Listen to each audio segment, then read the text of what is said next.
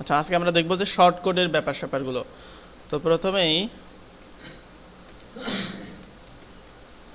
Short কোডটা কি জিনিস? শর্ট কোড হচ্ছে ওয়ার্ডপ্রেসের একটা এপিআই, যেটা দিয়ে আপনি যে কোনো কাজ করতে পারেন। এপিআই মানে কি জানেন? অ্যাপ্লিকেশন প্রোগ্রামিং ইন্টারফেস মনে হয়, তাই আমি একটু দেখি। এপিআই লিখে গুগলে সার্চ করলেই হবে।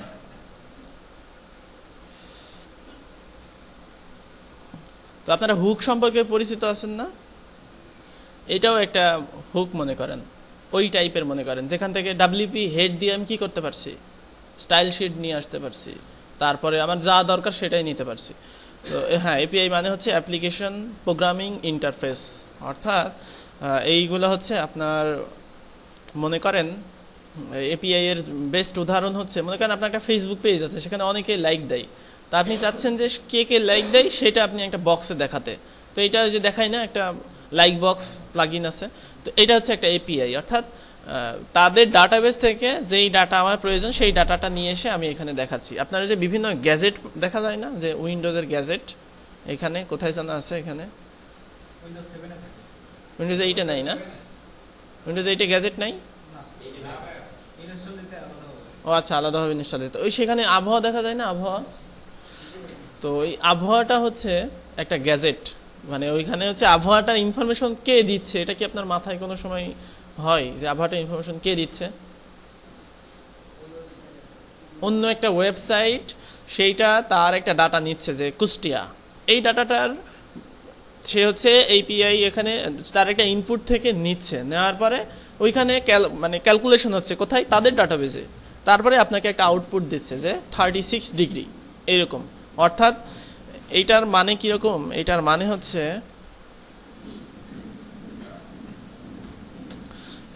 হচ্ছে, মনে করেন এইটা হচ্ছে ডাটাবেজ, এইটা হচ্ছে আপনি ইনপুট দিচ্ছেন এখানে, এ যাবে হচ্ছে ডাটাবেজে, এখানে রান্না বান্না হবে, যা হওয়ার হবে। এবার আপনাকে আউটপুট দিবে হচ্ছে এখানে, এখানে আউটপুট দিবে, এখানে আউটপুট মনে করেন লাল কালারের দিবে, এটা হচ্ছে আউটপুট দিল। অর্থাৎ আপনি দিচ্ছেন একটা জিনিস, যেই জিনিসটা হচ্ছে এটাকে বলা হচ্ছে শর্ট কোড, অর্থাৎ আপনি যা ইচ্ছা তাই দিচ্ছেন, আপনার ইচ্ছা মতো দিচ্ছেন, দিয়ে ওইটা চলে যাবে কোথায়? ডাটাবেজে। ডাটাবেজে যাওয়ার পর সেটা ক্যালকুলেশন হবে, কি ডাটা প্রয়োজন সেটা হবে, তারপরে ইউজারকে দেখাবে এটা। অর্থাৎ আপনি ইউজার কোনটা, একটা ওয়েবসাইটের ভিজিটর কোনটা দেখতে পারবে বলেন তো? এইটা দেখতে পারবে। অর্থাৎ আপনি দিচ্ছেন এইটা, আর আসছে কোনটা? এইটা। আপনি কিন্তু অ্যাডমিন প্যানেলে দেখতে পারবেন এইটা, আর যখন আপনি সাইট ভিজিট করবে তখন এটা দেখতে পারেন। এইটা হচ্ছে একটা শর্ট কোডের বেসিক ধারণা। শর্ট কোড কেমন হয়? এইচটিএমএল কোড আছে না, এইচটিএমএল, তারপরে আবার কোড আছে হচ্ছে বিআর, এইটা হচ্ছে সিঙ্গেল, তারপরে আবার আছে হচ্ছে এইচটিএমএল প্লাস এইটা। তাহলে কয় প্রকারের হলো? 3 প্রকারের। শর্ট কোডগুলো লেখার সময় এইরকম দিতে হয়। শর্ট কোড এইরকম একটা হতে পারে, তারপরে হচ্ছে শর্ট কোড দেন হতে পারে হচ্ছে, তো এরকম একটা শর্ট কোড হতে পারে। এখানে অ্যাট্রিবিউট একটা আসছে, যেটা হচ্ছে আমি এখানে দেখালাম, এটা হচ্ছে সিঙ্গেল, এটা হচ্ছে ডাবল, এটা হচ্ছে উইথ অ্যাট্রিবিউট ডাবল, আবার উইথ অ্যাট্রিবিউট সিঙ্গেলও হতে পারে, এরকমও হতে পারে। এই সেকশনে কি হয় বলেন তো? কন্টেন্ট আসে, যা কন্টেন্টগুলো আমার এই ট্যাগের মধ্যে হয়, এখানেও সেম কেস, এখানে হচ্ছে কন্টেন্ট, এখানে কোনো কন্টেন্ট নাই। এটার কন্টেন্ট নিতে হলে আপনাকে এর ভিতরে নিতে হবে যে টেক্সট ইজ ইকাল টু অমক, এইটা হচ্ছে আপনার কন্টেন্ট। এইটাতে কয়টা কন্টেন্ট সাপোর্ট করে? যেটা অ্যাট্রিবিউট ছাড়া একটাই কন্টেন্ট সাপোর্ট করবে, একটার বেশি কিন্তু সাপোর্ট করবে না অ্যাট্রিবিউট ছাড়া। আর যদি আপনার এখানে এইটা দেখেন, এইটা কিন্তু মাল্টিপল সাপোর্ট করে, অর্থাৎ আপনি ইচ্ছা মতো যে কোনো কন্টেন্ট এখানে নিতে পারছেন। জাস্ট ওই কাস্টম ফিল্ড ইউজ করছি না আমরা, একটা পোস্টে কয়টা কাস্টম ফিল্ড নিতে পারি বলেন তো? আনলিমিটেড কাস্টম ফিল্ড নিতে পারি। তো সেটা হচ্ছে এখানেও আপনি আনলিমিটেড অ্যাট্রিবিউট নিতে পারেন।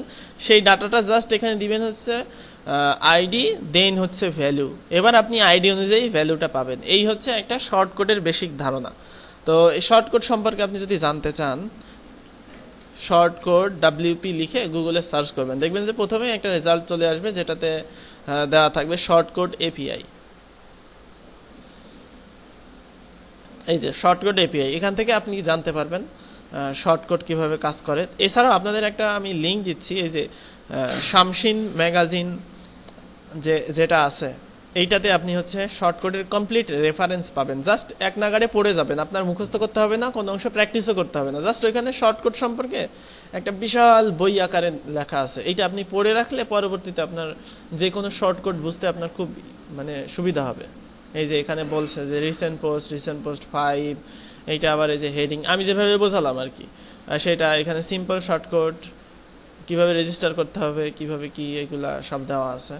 এছাড়াও হচ্ছে আরো যে ইনফরমেশন, যাই হোক এখানে জাস্ট আপনি বোঝার চেষ্টা করেন, জাস্ট এক নাগাড়ে পড়ে যাবেন। ইংরেজি পড়তে যদিও বিরক্ত লাগে, কিন্তু এক নাগাড়ে পড়ে যাবেন, সেক্ষেত্রে ইয়া হবে না। আচ্ছা, এরপরে আমি যাই, সেটা হচ্ছে শর্ট কোড আমরা রেজিস্টার কিভাবে করব। শর্ট কোড হচ্ছে একটা ফাংশন দিয়ে রেজিস্টার করতে হবে। প্রত্যেকটা শর্ট কোডের মধ্যে একটা করে ফাংশন থাকবে। শর্ট কোড দিয়ে আমরা কি রেজিস্টার করতে পারি? শর্ট কোড দিয়ে আমরা রেজিস্টার করতে পারি, যেমন আমরা যদি আমাদের সাইটে যাই, লোকাল হোস্ট, এই সাইটে যদি যাই, আমরা যেটা ডেভেলপ করলাম,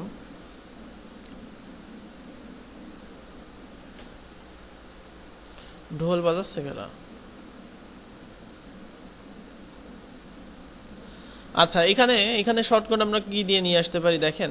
এই যে এখানে যে আছে হচ্ছে এইটা, আমি জাস্ট লিখবো যে হচ্ছে এখানে লিখবো যে এইরকম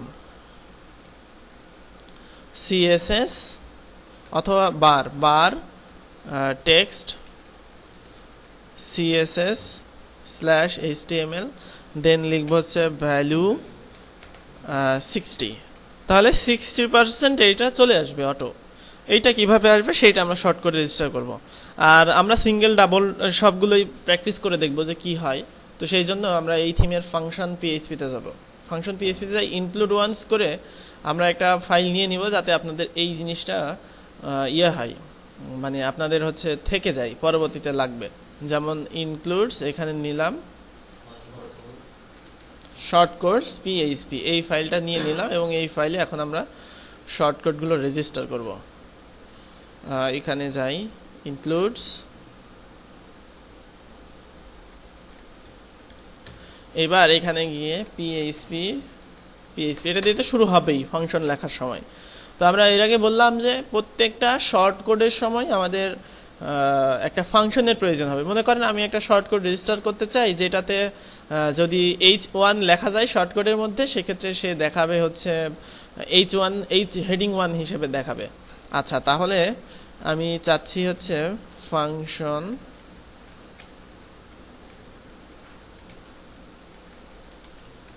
হেডিং 1 শর্ট কোড, দেন এবার এখানে এটা অ্যাড করে দিতে হবে, অ্যাড শর্ট কোড। এই অ্যাডভান্স আছে, কেউ কথা বলবো না, অ্যাড শর্ট কোড,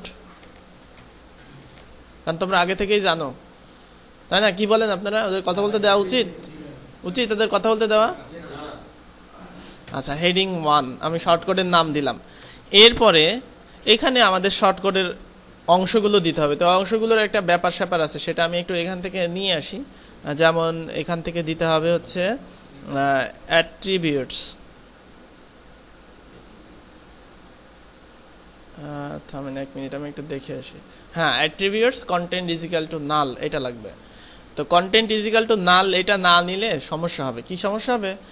এইটা মনে করেন ইউজার ভুল করে দিল যে হচ্ছে H1 দেন /H1, এখানে দিল হেডিং 1। আবার ইউজার যদি ভুল করে এইটা দিয়ে দেয়, সেক্ষেত্রে যেন এই ফাঁকা জায়গাটা ফাঁকা দেখায়, কিছুই যেন না আসে। সেই জন্য আমরা এখানে কি লিখলাম?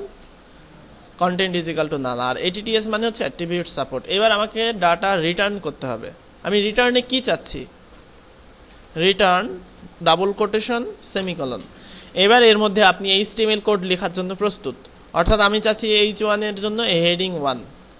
এরপরে H1 এর মধ্যে যেটা আসবে সেটা হচ্ছে কোটেশন ডট ডট। এবার এখানে দিতে হবে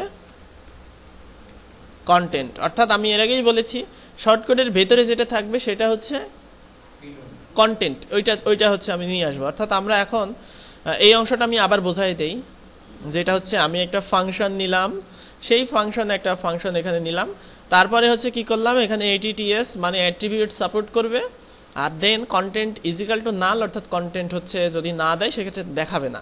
তারপরে আমি এর মধ্যে রিটার্ন করলাম কি, যেই আমার HTML-টা দরকার সেই HTML-টা দিলাম, আর যেখানে আমার কন্টেন্ট দরকার সেখানে আমি কন্টেন্ট নিলাম। নেওয়ার পরে এবার আমি H1 এখানে দিয়ে শর্টকাটটা অ্যাড শর্টকাট করে দিয়ে দিলাম। ক্লিয়ার? কোনো আচ্ছা প্রশ্ন এখন আসবে না। আমি হচ্ছে এই শর্টকাটটা ইউজ করে দেখাই আপনাদের। WP admin,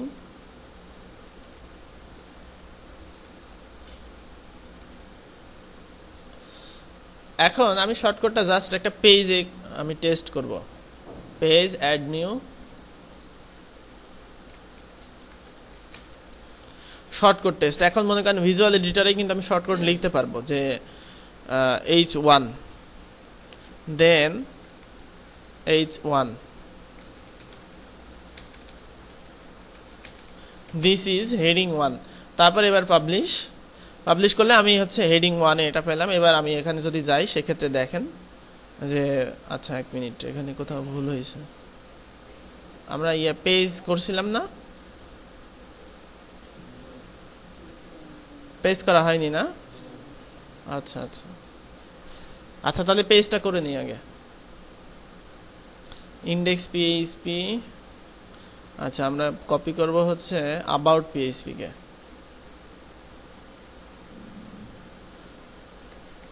পেজ PHP, আচ্ছা এটার হেডিং কোন পর্যন্ত হবে?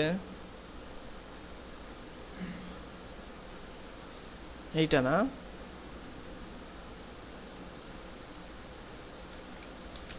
গেট হেডার, দেন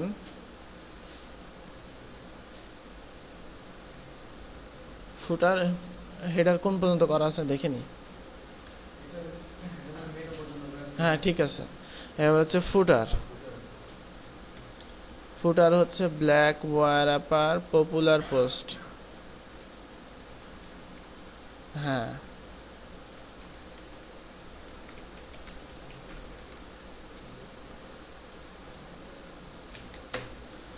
গেট ফুটার, দেন এটা হচ্ছে container inner row col MD12, then এখানে আমাদের কন্টেন্ট আসবে, এগুলা কেটে দিই।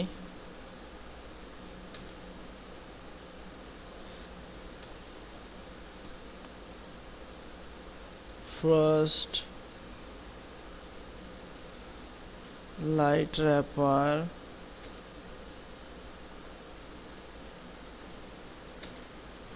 এখানে আমাদের কন্টেন্ট আসবে, কন্টেন্টটা নিয়ে আসি।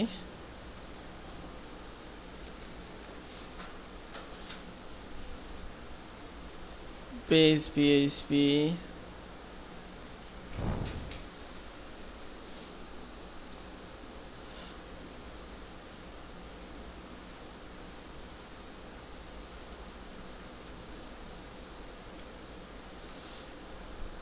কমেন্ট টেমপ্লেট লাগবে না।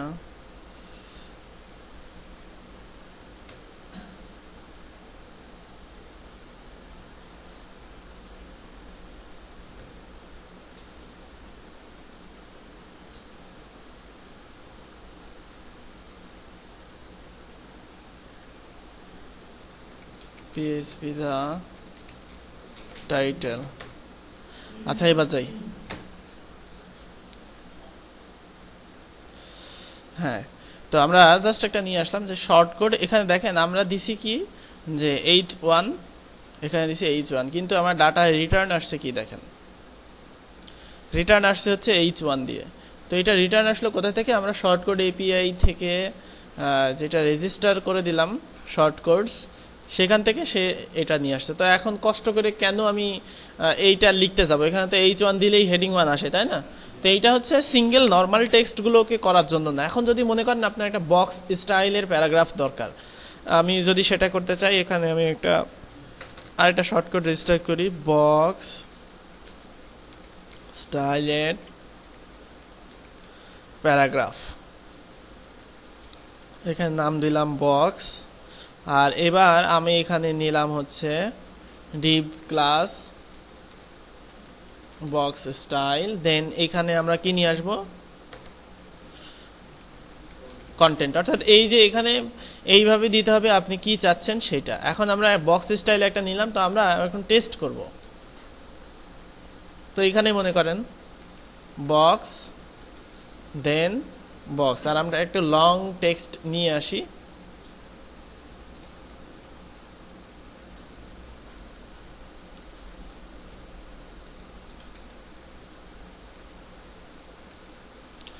এইটা নিলাম, নেওয়ার পরে আমরা একটা ডিপ পাবো, সেই ডিপটার নাম কি হবে, বক্সের style.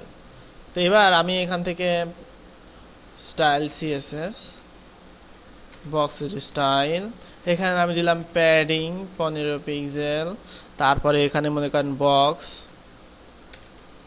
Shadow 5 pixel 5 pixel 5 pixel, এইটা margin right 25 pixel, margin bottom 25 pixel, border 1 pixel, solid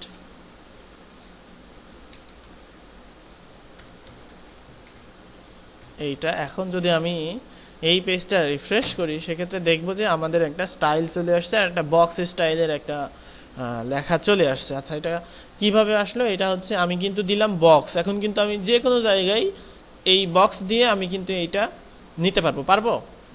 এখন যদি ইউজারকে এই বক্স স্টাইলটা ডিফল্টভাবে নিয়ে আসতে হতো, সেই ক্ষেত্রে কি করতে হতো তাকে, এই ঘুমাচ্ছ কেন, তাহলে তাকে কি করতে হতো, তাকে এখানে লিখতে হতো div ক্লাস, তারপরে এখানে বক্স স্টাইল, এগুলো তাকে কি HTML জানতে হতো না? কিন্তু এখন কি HTML জানতে হচ্ছে? এখন HTML জানতে হচ্ছে না। অর্থাৎ ইউজার কিন্তু বক্স লিখে যে কোনো জায়গায় যদি দেয় সেক্ষেত্রে কিন্তু এই রকম স্টাইল সে পেয়ে যাবে। এখন তাহলে আমরা সিঙ্গেলটা শিখলাম, ডাবলটাও শিখলাম। ও, আমরা সিঙ্গেলটা শিখি নাই, ডাবলটা শিখলাম শুধু। তো সিঙ্গেলটা হচ্ছে যেটা, সেটা হচ্ছে অ্যাট্রিবিউট সাপোর্ট দিতে হবে আপনাকে। মনে করেন আমি হচ্ছে চাচ্ছি যে এর নিচে একটা দাগ আসুক, তা আমি একটা দাগ নামে একটা শর্টকাট রেজিস্টার করব যেখানে একটা দাগ আসবে। তো সেটা যদি করতে চান তাহলে সেক্ষেত্রে এখানে যান, নর্মালি সেটাতে কোনো কন্টেন্টই থাকবে না, জাস্ট শর্টকাট হবে একটা। মনে করেন আমি চাচ্ছি যে দাগ শর্টকাট, দেন আমি এখানে চাচ্ছি যে HR হোক একটা। HR মানে তো জানেন, হরিজন্টাল রুলার, দাগ। তো আমি যদি একটা দাগ চাই এবার, সেক্ষেত্রে কি করব, এখানে দাগ দিলে একটা দাগ আসবে, আসবে না? আসলো? তাহলে আমার ধরেন অনেক কন্টেন্টে বর্ডার বটম দেওয়া লাগে, বর্ডার বটম 1 পিক্সেল সলিড অমুক, কিন্তু সেইটা দেওয়ার টাইম আমার নাই। যেমন এইটার ব্যবহার দেখাই আপনার, হচ্ছে এই যে ঠিক এখানে যদি যান, এখানে দেখবেন যে এক একটা লেখার নিচে এক একটা করে একটা রুলার দেওয়া আছে, এইগুলা কিন্তু আলাদা ডিপ করে করা হয় নাই।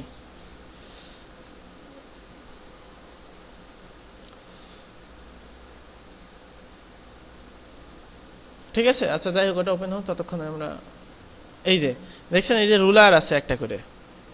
তো এইটা কিন্তু এখন আমরা চাইলে এগুলো লাল নীল এগুলো করতে পারবো। আচ্ছা, সেটাই দেখবো। তো তাহলে মানে ওইটা হচ্ছে সিঙ্গেল শর্টকাট, যেটা আপনি নর্মালি শর্টকাট দিতে পারেন। সিঙ্গেল শর্টকাটের আবার অ্যাট্রিবিউট রেজিস্টার করা যায়। তো ডাবল শর্টকাটের অসুবিধা হলো শর্টকাটটা প্রথমেও দিতে হয়, আবার হচ্ছে শেষেও দিতে হয়। যদি দিতে মনে না থাকে সেক্ষেত্রে এটা কাজ করবে না। করবে না। কিন্তু আমাদের যদি বক্স শর্টকাটটা এমন হইতো যে বক্স, আমি আরেকটা শর্টকাট নিচ্ছি, বক্সের টেক্সট ইজিক্যাল টু, এবার আমি এখানে যেই টেক্সট সেই টেক্সটটা এখানে নিলাম, জাস্ট এরকম হবে। তাহলে কি ইউজারের জন্য সুবিধা হতো না বলেন? ওই আবার শেষে স্ল্যাশ দিতে হবে, তার জানতে হবে কি, এইগুলো করা লাগতো। তো সেই জন্য আমরা কি করলাম, এখানে যে সিঙ্গেল শর্টকাটে এটা রেজিস্টার করলাম। তো এই শর্টকাটের অ্যাট্রিবিউট কয়টা আছে দেখেন তো? হ্যাঁ, একটা অ্যাট্রিবিউট আছে, অনলি টেক্সট। তো আমি এটা দিয়ে রাখলাম। আচ্ছা, শর্টকাট রেজিস্টার না করে যদি রিফ্রেশ করি তাহলে কি আসবে বলেন তো? এটা এই যে শর্টকাট সহ চলে আসবে, এর মানেটা হচ্ছে যে এই শর্টকাটটা ফাংশনে রেজিস্টার করা হয় নাই, এই জন্য এটা আসছে। আচ্ছা, তাহলে এখন আমরা ওই বক্স শর্টকাটটাই নিয়ে আসি। জাস্ট এটা হবে বক্সের সিঙ্গেল এইটা। আচ্ছা, এইবার আসেন BOXED। এইবার এখানে আমাদের কন্টেন্ট হবে না, আমরা তো কন্টেন্ট সেকশনটা নেই, আমাদের এখন অ্যাট্রিবিউট অ্যাড করতে হবে। আচ্ছা, অ্যাট্রিবিউট অ্যাড করতে হলে এখানে দেওয়া আছে,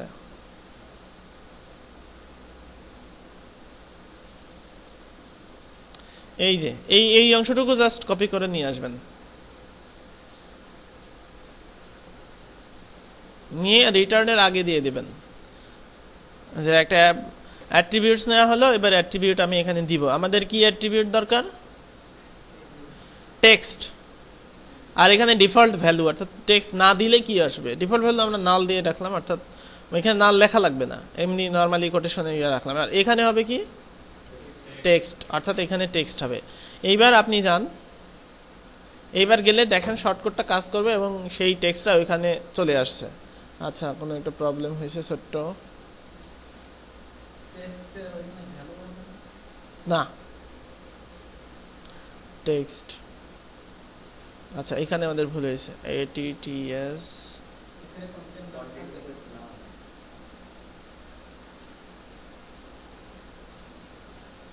আচ্ছা, এখানে হচ্ছে অন্যভাবে নেওয়া আছে, এই যে ক্লাস, এই যে এইভাবে নেওয়া আছে, ATTR তার মধ্যে দেওয়া আছে, অর্থাৎ এটা হচ্ছে আলাদা, এই যে এইভাবে নিছে, মানে এ দিয়ে একটা ভেরিয়েবল নিছে তো এই জন্য। আর যদি আমি এর মধ্যে দিয়ে দিই সেক্ষেত্রে এটা হবে না। আচ্ছা, আমি ওইটাও দেখাচ্ছি, এটা আরেকটা পদ্ধতি আর কি। এখানে এ দিয়ে একটা ভেরিয়েবল নেওয়া হয়েছে, মানে এই যে এ একটা দেখছেন, এই একটা ভেরিয়েবল নেওয়া হয়েছে, সেই ভেরিয়েবলটা এখানে ATTR দিয়ে সেই ভেরিয়েবলটা নিয়ে নেওয়া হয়েছে। যাই হোক, আমরা এইভাবে শিখি, আর আপনাকে ছোট কোডটা আমি দেখাই দিচ্ছি, এইভাবে ব্যবহার করতে পারেন। তাহলে এখানে বক্স স্টাইলের আমি নিলাম। তো এখন সাপোজ মনে করেন আমি আরেকটা অ্যাট্রিবিউট যুক্ত করব, যেটার হচ্ছে এখানে মনে করেন বক্স এন্ড কালার, এখানে হবে রেড। তাহলে এখানে কি হবে, বক্সের কালার যদি রেড দেই সেক্ষেত্রে এখানে এই শ্যাডো, বর্ডার এগুলো লাল কালারে দেখাবে। তো সেই জন্য আমাকে এটা কিসে করতে হবে বলেন তো? এটা করতে হবে CSS দিয়ে, তাই না? তো আমরা এখানে একটা CSS নিয়ে সেটাকে নেস্টেড করে আমরা এখানে দিব স্টাইল, দেন হচ্ছে এখানে আমি আরেকটা পদ্ধতিতেও করতে পারি, যে বক্সের ক্লাস, এখানে আমি হচ্ছে নিব হচ্ছে আরেকটা ক্লাস, যে বক্স ক্লাস, এখানে হচ্ছে রেড নিতে পারি। আচ্ছা, ওইভাবে না নিয়ে আমি স্টাইলটাই নেই, স্টাইল। এবার হচ্ছে এখানে আমি নেস্টেড করে নেব এইভাবে, যে আমাদের CSS এ কি করা আছে, বক্সের স্টাইল করা আছে না। এবার আমি এখানে নিব ডিভ ক্লাস বক্স স্টাইল। তাহলে কে প্রায়োরিটি পাবে, কোনটা প্রায়োরিটি পাবে? এখানকারটা প্রায়োরিটি পাবে। কেন পাবে প্রায়োরিটি? ডিভ ক্লাস আছে এই জন্য পাবে। কিন্তু তো আমি এবার মনে করেন আমি চেঞ্জ করব, যে ডিভ ক্লাস বক্সের স্টাইল, দেন হচ্ছে আমার চেঞ্জ করা লাগবে বক্স শ্যাডোটা, না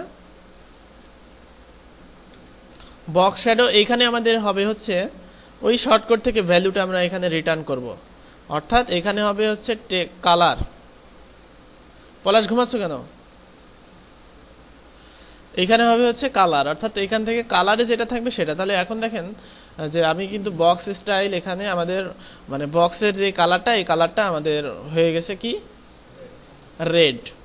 আচ্ছা, তারপরে হচ্ছে বর্ডারটাও যদি আপনি চেঞ্জ করতে চান সেক্ষেত্রে এখানে আমরা জাস্ট কালারের ভ্যালুটা নিলাম, এবার এখানে বর্ডার কালার, দেন ওইটা, অর্থাৎ বর্ডার কালারটাও সে রেড নিয়ে নেবে। এখন কথা হচ্ছে ছোট্ট একটা ব্যাপার স্যাপার আছে এখানে।